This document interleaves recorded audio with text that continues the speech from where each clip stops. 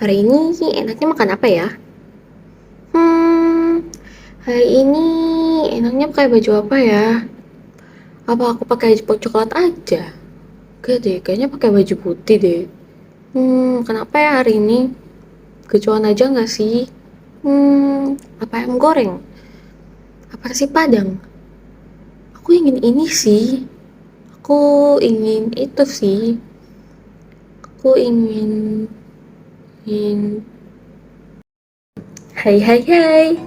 Oke, jadi kamu ngalamin gak sih dengan kejadian yang seperti barusan, dimana kamu harus memilih mau makan apa hari ini atau mau minum apa hari ini, mau ngapain aja hari ini, mau kemana aja hari ini, dan sebagainya. Nah, semua kegiatan itu dinamakan dengan decisions making. Jadi gini, sejarah sederhananya decision making itu merupakan sebuah kegiatan, ya bisa dibilang sebuah kegiatan di mana kamu nantinya harus memilih atau mencari pilihan yang sesuai dengan kriteria tertentu atau yang sedang berlangsung. Jadi misalnya nih, kalau kamu lapar, kamu harus milih kamu mau makan apa. Misalnya mungkin mau makan martabak mungkin, atau mau makan ayam goreng mungkin, atau nasi goreng dan sebagainya. Nah, tapi akhir-akhir ini decision making itu menjadi sebuah hal yang kalau bisa dikatakan itu menjadi hal yang sulit untuk dilakukan. Nah, mengapa bisa terjadi?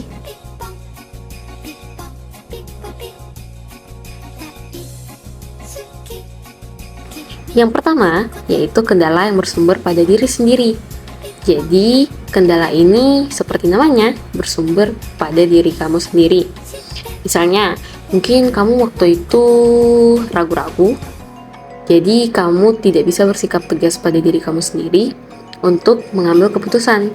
Atau mungkin di pikiran kamu terdapat sebuah pemikiran di mana kamu berpikir apakah keputusan ini nantinya akan baik buat diriku sendiri atau enggak ya? Apakah ini tepat untuk dilakukan dan sebagainya. Yang kedua, ada kegagalan di masa lalu. Singkatnya seperti ini. Mungkin pada waktu lalu kamu dihadapkan dengan sebuah kejadian yang dimana kamu mengambil keputusan atau pilihan yang merugikan diri kamu sendiri atau yang membuat kamu gagal. Nah, di masa sekarang atau di masa yang baru, kamu dihadapkan dengan situasi yang sama dan kamu mungkin akan berpikir bahwa kayaknya enggak deh, kayaknya aku nggak akan mengambil keputusan yang sama lagi deh. Soalnya kan yang kemarin gagal, otomatis yang hari ini pasti gagal juga. Yang ketiga, ada pemahaman yang tidak tepat tentang peranan informasi. Di kendala yang satu ini, kalian harus ingat ya teman-teman, bahwa decision making atau pengambilan keputusan atau sebelum melakukannya, pastikan informasi yang kalian terima atau yang kalian dapat itu lengkap, mutakhir, dapat dipercaya, terolah dengan baik, dan tersimpan dengan rapi. Mengapa? Agar hal ini tidak menjadi kesalahpahaman untuk kamu memilih atau memutuskan ke depannya. Yang keempat, ada konsultasi yang berlebihan. Ini mungkin kamu meminta tolong pada teman atau pada seseorang ahli untuk menyampaikan apa yang kamu rasa. Mungkin waktu itu kamu bingung, kamu ingin ngapain sih sebenarnya? Kamu ingin ngambil apa sih sebenarnya? Tapi karena konsultasi yang berlebihan, kamu pada akhirnya bingung sendiri karena banyaknya informasi atau banyaknya pendapat yang pada akhirnya tidak bisa kamu tentukan. Yang kelima, ada faktor ketidakpastian. Nah, kendala yang satu ini muncul karena ketidakpastian keputusan yang kamu ambil dengan hasil yang muncul dari keputusan tersebut tidak sesuai atau berlawanan. Jadi sehingganya kamu muncul sebuah ketakutan. Apakah keputusan ini sudah tepat atau tidak? Atau sebaliknya, menimbulkan resiko tertentu ataupun tidak. Yang keenam, ada keterlibatan kelompok. Nah, keterlibatan kelompok ini bisa saja menjadi kendala.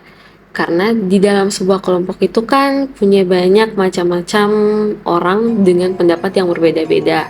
Nah, pendapat-pendapat dari mereka ini bisa saja mempengaruhi kamu dalam mengambil keputusan atau mungkin mengubah persepsi kamu atas keputusan kamu sendiri, sehingga kamu mungkin akan meragukan keputusan yang kamu ambil. Yang ketujuh, ada kekurangmampuan untuk mengelola waktu.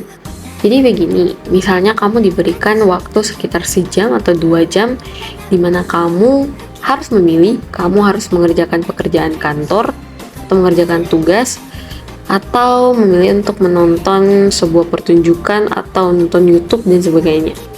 Tapi saat kamu berhasil melakukan pekerjaan kamu atau melakukan hal yang penting dengan waktu yang dipercayakan alias selama 2 jam, maka kamu terbukti bahwa kamu mampu untuk mengelola waktu.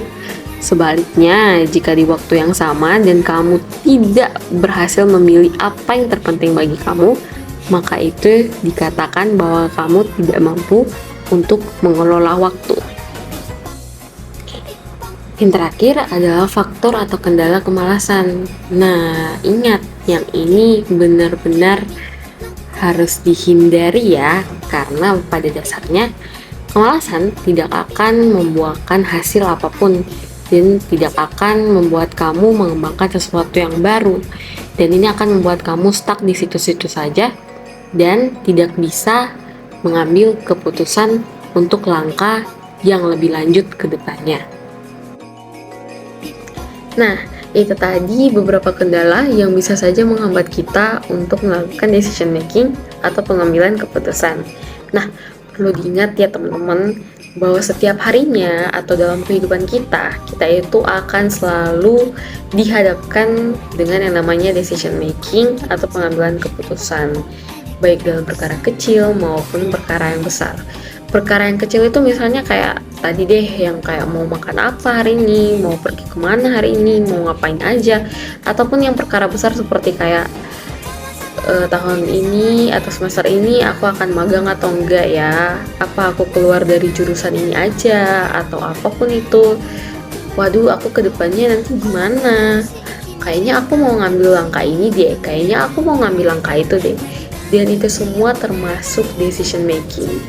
Itu merupakan sebuah pilihan atau merupakan sebuah keputusan yang nantinya kamu ambil untuk menentukan jalan hidup kamu sendiri seperti apa. Iya, aku tahu kok, wajar nantinya kalau nantinya itu kita akan dihadapkan dengan yang namanya sebuah kebingungan. Dan itu sangat-sangat wajar. Dan semua manusia itu memang pernah dihadapkan yang namanya dalam situasi bingung. Kita mungkin bisa kita bisa pergi, kita bisa diskusi dengan orang tua mungkin, atau dengan teman-teman yang punya pengalaman atau kebingungan yang sama. Tapi pada akhirnya kamu yang akan menentukan sendiri kamu maunya yang seperti apa dan kamu mau atau inginnya seperti apa. Karena pada akhirnya kita sendirilah yang mengontrol atau menguasai hidup kita sendiri dan pilihan yang kita ambil. Sekian dan terima kasih, semoga bermanfaat.